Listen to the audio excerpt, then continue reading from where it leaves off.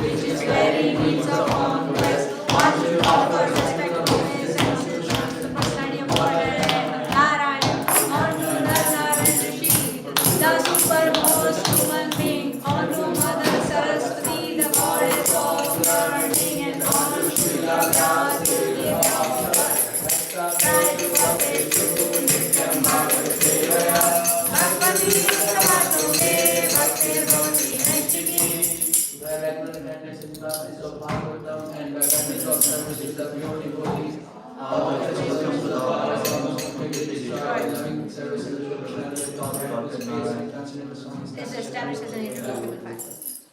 Om Gyanati Vilamasya Jnana Shalakaya Chakshurumitam Yena Tasmai Shri Gurave Namaha.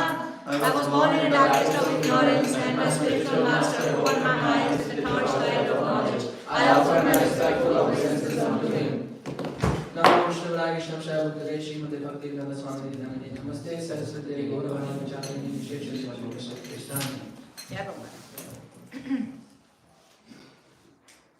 So, I really want to thank you to Devanshi.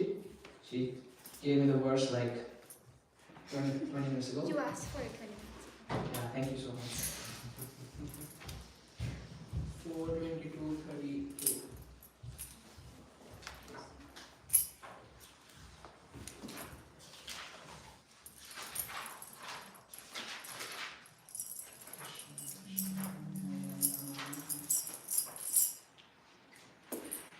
What?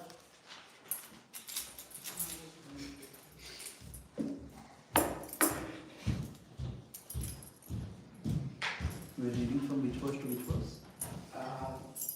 32 to 40.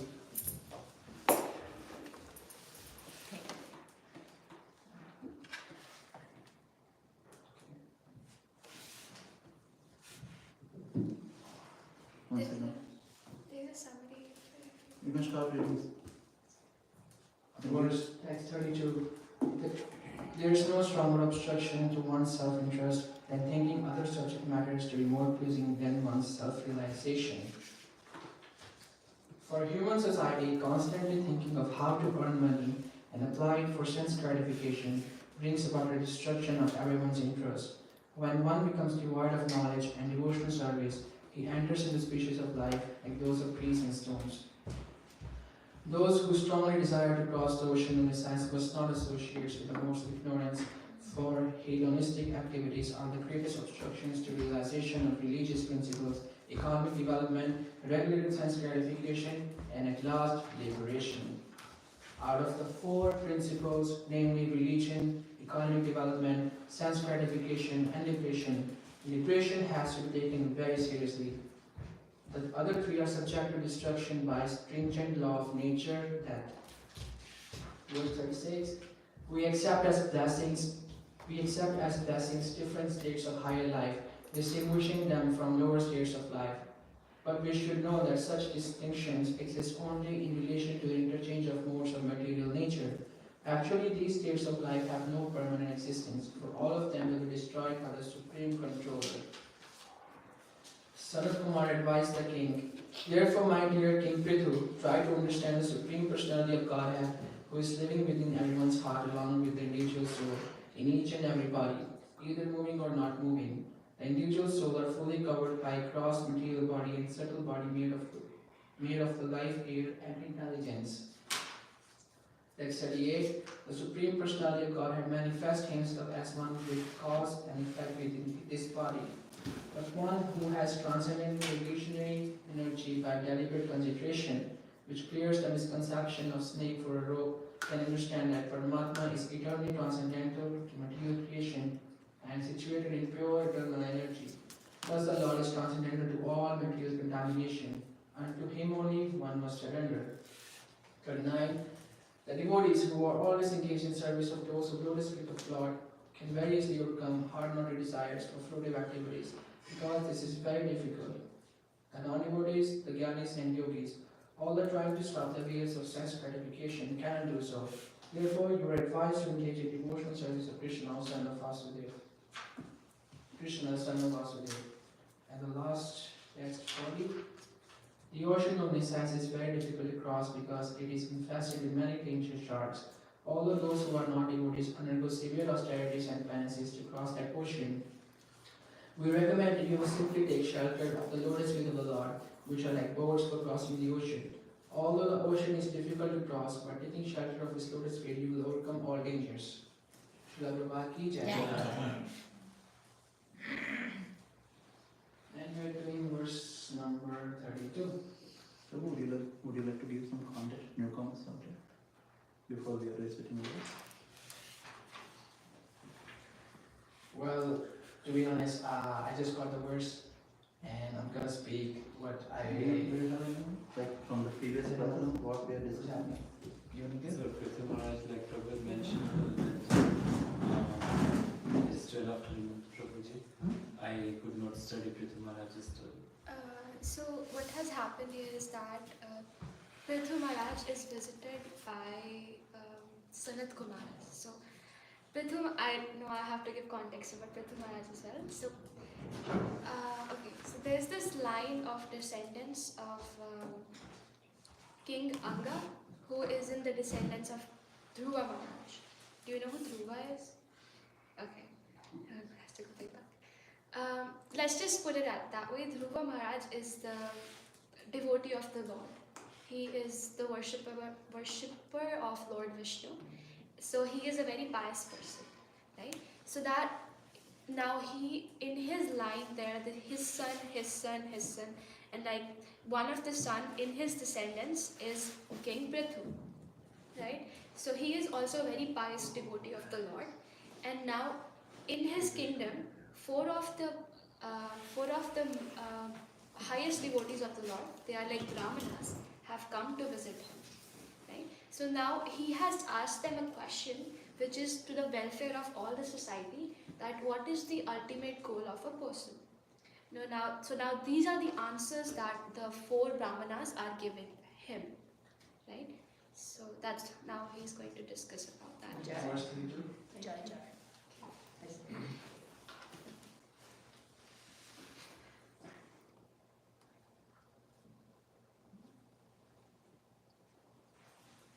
Sorry.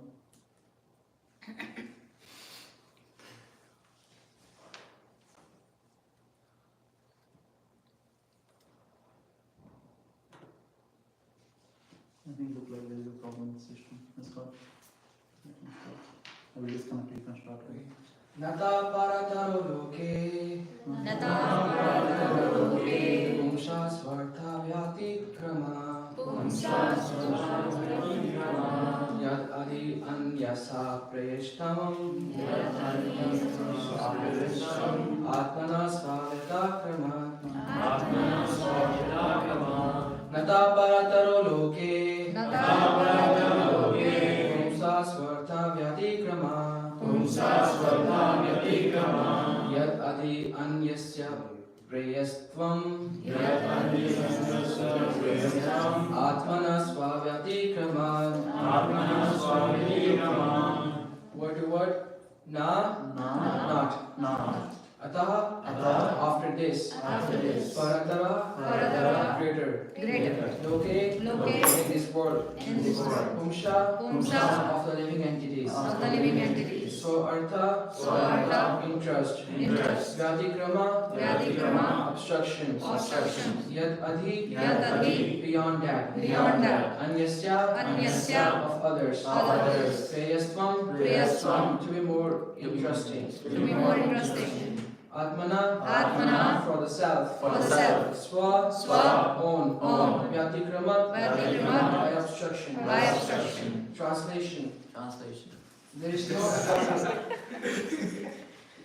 is no stronger obstructions to one's self-interest than thinking other subject matters to be more pleasing than one's self-realization. Everyone together. There is no stronger obstructions to one's self-interest than thinking other subject matters to be more pleasing than one's self-realization. Who's going to read the purport? The newcomers. Just read the purport.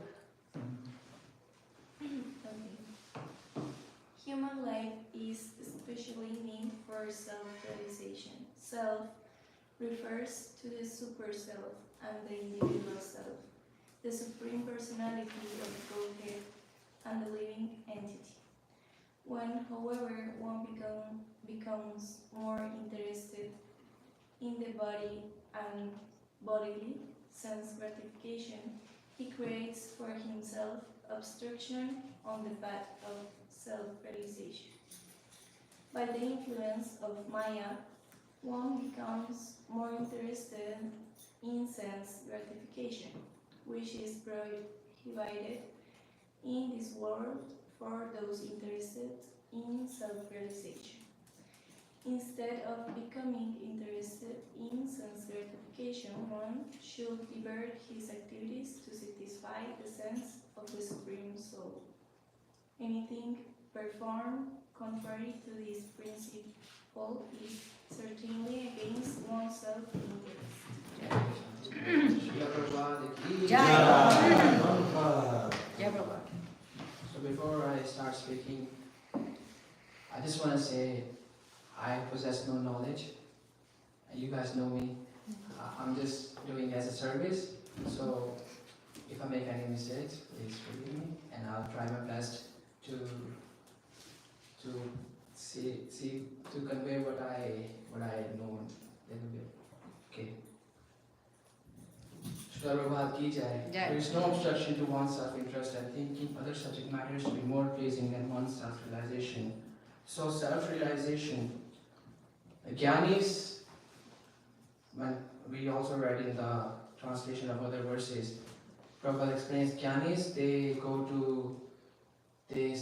under so many severe austerities, hoping one day that they will be able to control their mind and senses, and then they will be happy.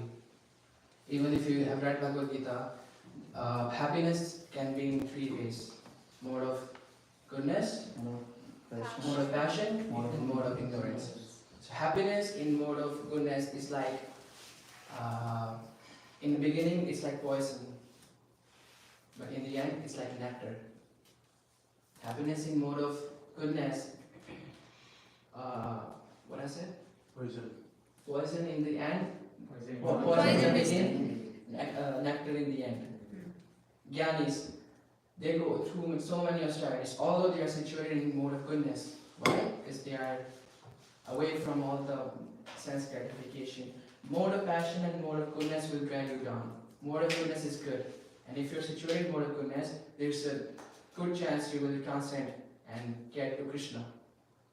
So, Jnanis in mode of goodness, they go to so many austerities and hopeful that one day they'll be able to control their mind and senses, and then they'll be happy. Happiness in mode of passion is like nectar in the beginning and poison in the end. Prabhupada gives example in the purport, I think it's chapter 18, verse 39, 38, 39, I don't remember. But Prabhupada explains it's like, this happiness is like a affair between a man and a woman who are not married. In the beginning, I mean, everyone is familiar with this example, you know, in material world, you give compliments, you go out, you have so much fun, then you indulge in wrong activities, and what happens in the end? I want to leave you, break up. So it's like, and they now suffer so many lamentation, oh, I miss you so, I miss you dad.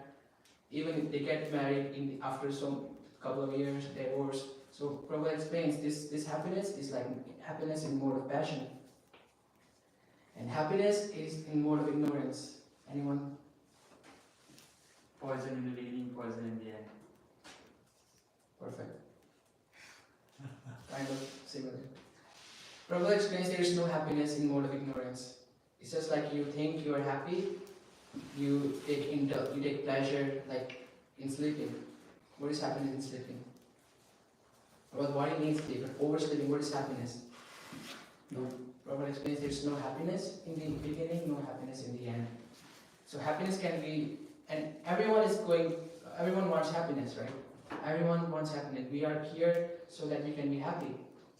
Was Duryodhana in mode of ignorance or mode of passion? The way he was dealing with everything, it seems more like mode of ignorance. Well, I think he was a mixture of both. Because if he was in mode of goodness, then he would be like very good. No, more of passion or more of ignorance? Mixture of both. Who did you ask? Duryodhana. Ah. You know who Duryodhana is? No. So he was the main guy in Kaurva army, right? Villain. Devi, eldest son of Dhritarashtra. Yeah. You know Kauravas? Okay. Yeah, but it's, You can talk to them much later. So would you use the word jnani? What's the difference between jnani and yogi? So yogis are of different kinds like bhakti yoga, jnana yoga, karma yoga. Karma yoga is that you want to connect to Krishna through work. Jnana yoga is like you want to connect to the divine through knowledge. And bhakti yoga is you want to connect to the divine through love. Right? So even in first 6 chapters, it's karma yoga. No, the last 6 chapters explains the jnana yoga. Last 6 chapter of Bhagavad Gita. Okay. And even Prabhupada gives an example of yoga ladder. The first is like animalistic life. Karma Kanda. Exactly. No, the first animalistic life. Like you don't, like in animals, like. Yeah. Then you have karma kanda, that you want to achieve something. Then you progress to karma yoga, which is of 2 types. Sakam and Nishkam. Sakam is like you have some selfish desires. Nishkam means you do it for Krishna. Then above karma yoga is jnana yoga. Jnana yoga. Then you get knowledge. Then if you get knowledge, then is Ashtanga yoga, which is of different types. And one of the main types of Ashtanga yoga is Dhyan yoga, which Krishna talks about in chapter 6. Then above Dhyan yoga, what comes? Bhakti yoga. Love for Krishna. And after Bhakti yoga, you get what? Krishna Prema. Krishna Prema. Hari Bol. Hari Bol. There is no obstruction to There's one's. a question. Sorry. Just adding a little to Prabhu's question, like to answer it, also like to simplify this, a yogi is someone who always desires and wants for mystic powers of the materialistic world, and a jnani is someone who finally understands to put the knowledge in the right way of Krishna consciousness and wants to get protected from the miseries of the materialistic world. Jai. Jai, Jai. So I'll give example that's coming to my mind of Sanatana Goswami. Sanatana Goswami, if you don't know, he was at a good position under the Mughal king. Mughal king, I don't remember his name, but he asked him, you have to be my man, my main man. Or if you don't become a man, if you don't work for me, you know what I'm gonna do? I'm gonna kill the devotees. And I'm gonna kill the cows and I'm gonna make them suffer. Out of compassion, Sanatana Goswami was ready to serve under Mughal king. And he was so brilliant. He knew so many languages, and without him, I don't think so the king could survive. And his brother Rupa Goswami, they both worked under the king, and they were like Indra, like they were sitting on a throne, effulgence. They had so much knowledge, so much, even materialistic things about how to win a war, how to do that, how to do that. Perfect. But they couldn't be satisfied. They were so, they were not happy. They had a burning desire in their heart. Because they knew once in 5 billion years, Radha Krishna has come in one form as Chaitanya Mahaprabhu. Sanatana Goswami, Rupa Goswami, they knew he is here. My Radharani, my Krishna is here. And they have burning desires. And instead of serving him, I'm serving the Mughal king. And what they did, they prayed. Shri Krishna Chaitanya Prabhu, Doya Koro Mode, Tuma Bina Ke Dayalu Jagat Sansare. Most merciful, who is most merciful? Radharani. And Sanatana Goswami, Rupa Goswami is praying, oh Radharani, you come here, please. I want to serve you, I want to see you. Crying. Not like, us, Krishna, give me a car, give me that, give me that. Oh Krishna, Radharani, please, please, I want to serve you. And what happened? Krishna listens to their devotee. Krishna called them. And what instruction did Chaitanya Mahaprabhu gave to them? Go to Vrindavan. Vrindavan. Bhagavad explains about liberation, right? Liberation should be taken very seriously. But devotees of Radha Krishna, they don't take liberation seriously. They don't want liberation. They are liberated even in this world. All they want is to serve the lotus feet of Radha, Shri Radha Krishna. That's what devotees want. And Mahaprabhu said, go to Vrindavan. And when they went to Vrindavan, what was their mood? Mahaprabhu, Rupa Goswami, Sanatana Goswami, repeat after me. They were calling, Oh Radhe! Oh Radhe! Oh Krishna! Oh Krishna! Where are you? Where are you? Where are you, Krishna? Where are They were crying. Sometimes they had a vision, oh Krishna is at Govardhan. They would run to Govardhan and they would call, Oh Radhe! Oh Radhe! Krishna! Oh Krishna! Where are you? Where are you? Then they had a vision, they are at Radha Kund. And they run. Oh Radhe! Oh Radhe! Oh Krishna! Oh Krishna! Where are you? Where are you? Separation, loving separation. And it is only through this loving separation Krishna comes in control. Amar Prabhu gave an example yesterday, right? Crying for Krishna is the goal of life. Yeah, definitely this world is Dukhalayam Shashvatam, even for devotees, because they are crying in separation from Krishna. Hey Krishna! Hey Krishna! What's wrong with you guys? Hey Krishna! Hey Krishna! Hey Radha! Hey Radha! Hey Sakheti! Hey Sakheti! Where are you? Where are Oh you? my friend, oh my Krishna, where are you? Oh my friend, oh my Krishna. You're smart. And when we talk, when we are not thinking about Krishna, I think the verse says, then we are in Maya. That's the biggest obstruction. But devotees don't care about obstruction. They don't care about Maya. What Maya can do? Kill me? Do it. Krishna promises the devotee should have a faith that Krishna will take. My Lord. My Lord is stronger than Maya. Worst case, Maya separates us from Krishna. It's worse than that. Never lets us get closer to Krishna.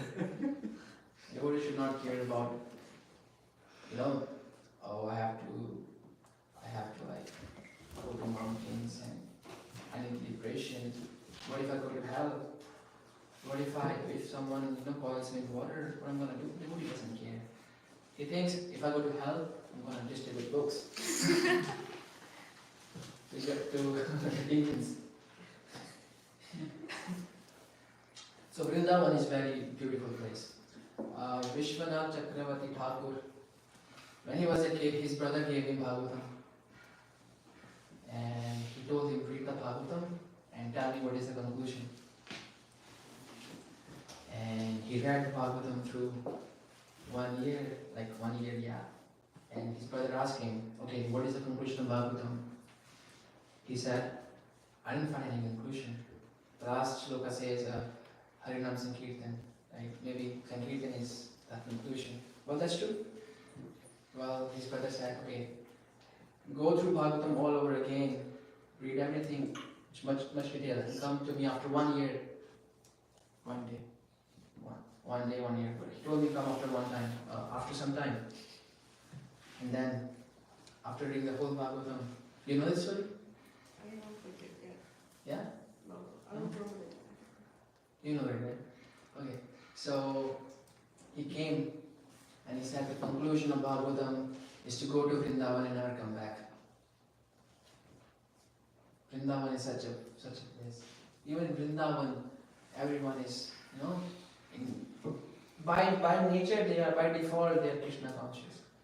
Here we are trying to, remember Krishna, Hare Krishna, Hare Krishna, Krishna. In their blood, Krishna is present. The Vrajvasis. And one Vrajvasi is here. Hare Krishna. Hare Bol. That is that is what we aim for. And I'll give you one example. Everyone is familiar with football, right? Who's the favorite player? Messi. Messi? Ronaldo. Ronaldo? Okay. So even in the game of football, how the team wins? They score goals. They score goals in a goal post, right? In a goal post, they have a ball and score a goal. What if there is no goal post? What if there is no goal post? No football. No football. No good. Similarly, in devotional life, if you don't have any goal post, if you don't have any goal, what are you going to do with the ball? What are you going to do with the practice? And what is the goal? Krishna Prema. Okay? Yeah, you're right. Serve Radha Krishna. Radha Krishna Seva Pavo Eya Virashi. Oh Krishna, Radha Rani, I don't want you. Devotee says, I don't want you. I want your love. Because what if I fall down again? I come here. You are not here. Although you are here, but you're not here. What am I going to do without you? But if I have love for you, I can see you everywhere. I can see you in Venkatesh, in Yasmin, in Arpan. So if that's why goals are very important. Mahaprabhu, he used to say, oh, I don't have no love for Krishna. I don't have no love for Krishna. Mahaprabhu is Radharani. Come on. He's Radharani.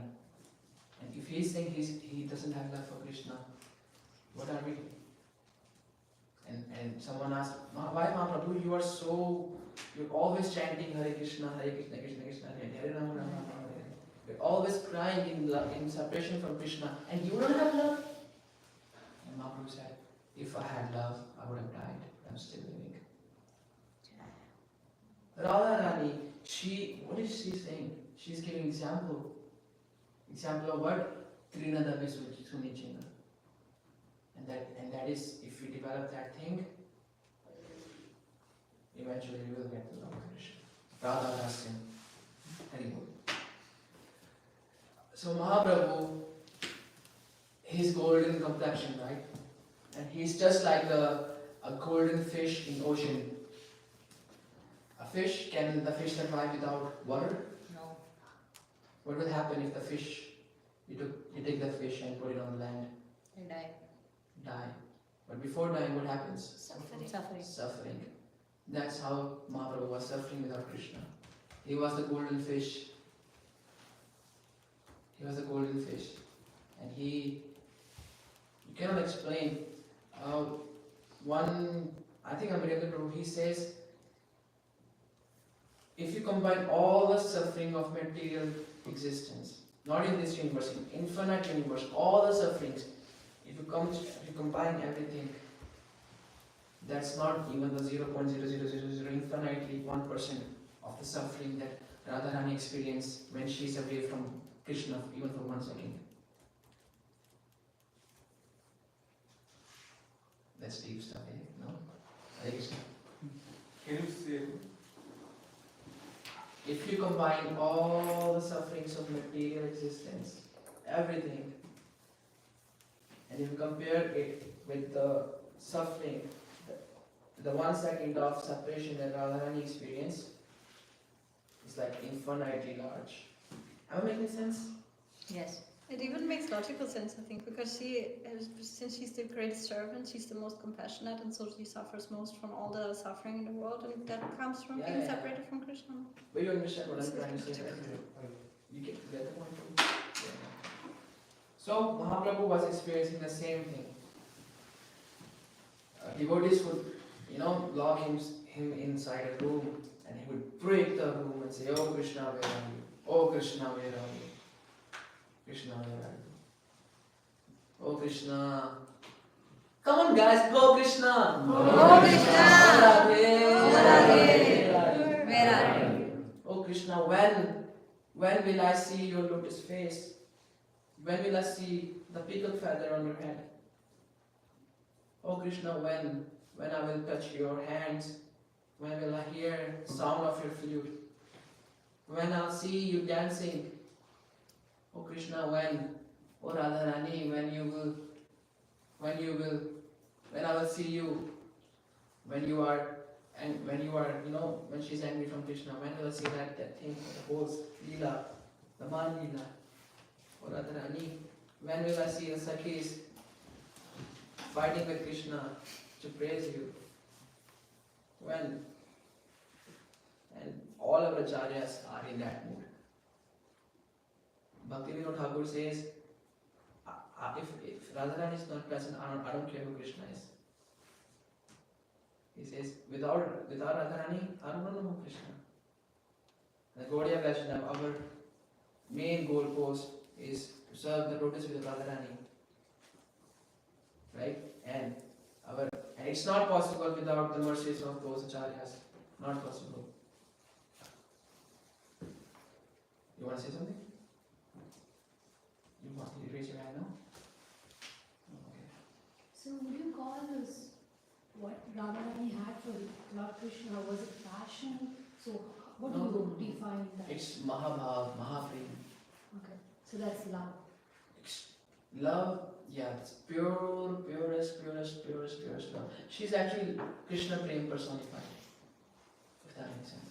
So in this world, everything works in three modes of material nature. Bhagavad Gita talks about it. Mode of Rajagun, Sattvagun and Tamagun. So whatever attraction you feel for other people in this world is mode of passion, mode of ignorance. But this is a material world. In spiritual world, there is no modes. There is only pure love of Krishna. Devotees have different level of love for Krishna. Starting from Shantaras, which is like, can someone explain Shantaras? Grass. Like grass in Golok Vrindavan also has love for Krishna, but they are in Shantaras. And then what Dasya, wow, like Lord Hanuman for Lord Ram, Service. like service mode. Then what comes? Sakhya. Sakhyaras, like Arjuna, Sudama, so friendship. Then happens Vatsalya, like Mother Yashoda. And then happens Madhurya Ras, which is topmost level of love. It's the gopis have Krishna. And among all the gopis, topmost is Radharani. And her love is like Mahabhav. And Krishna, he took that bhav and came on earth as Chaitanya Mahaprabhu. And he's crying in separation. It's like, and everything that we do, this hearing Krishna Katha, chanting, Kirtan, is to like hoping one day that we can cry for Krishna like this. Even like one person like this. So that's why we pray to our acharyas, to our Guru, and Krishna, please, O Gurudev, O Srila Prabhupada, please be merciful. Please be merciful. And our Bhaktivinoda Thakur writes a beautiful bhajan to a Vaishnava Thakur. And O Vaishnava Thakur, say, Jayare Saga. Joya Sagara. Let's sing that bhajan. Let's sing it. Oye Vaishnava. So, as far as I know, Oye Vaishnava Thakur. Oye. so as far as I know, we are not, only Krishna is allowed to serve the lotus feet of Radha. So you say we have to serve Radha in his lotus feet, right? But only Krishna is allowed to do that, right? Who said? No, so in Gaudi, in this culture, we worship them together. Oh yeah. And we don't separate Krishna from Radha, Radha from Krishna. We worship them together. So it's the same thing that we are. Yeah, there's no difference between Radha and Krishna. You can say like Radharani is like a female form of Krishna. And she's like a mother. You don't have to like, do so many. You don't want to do that.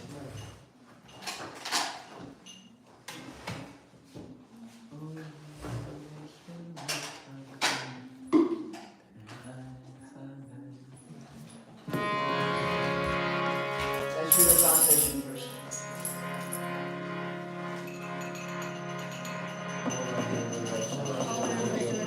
Over Be merciful unto your servant. Give me the shade of your lotus feet and purify me. I hold on to your lotus feet. Teach me to control my six passions, rectify my six faults, bestow on me six qualities, and offer unto me the six kinds of holy association. I do not find the strength to carry on alone the significant of holy union. Please bless me by giving me just a drop of faith which obtains the great treasure of the holy name of Krishna. Krishna is yours. You have the power to give him me. I am simply your servant, running behind you, shouting, Krishna! Krishna!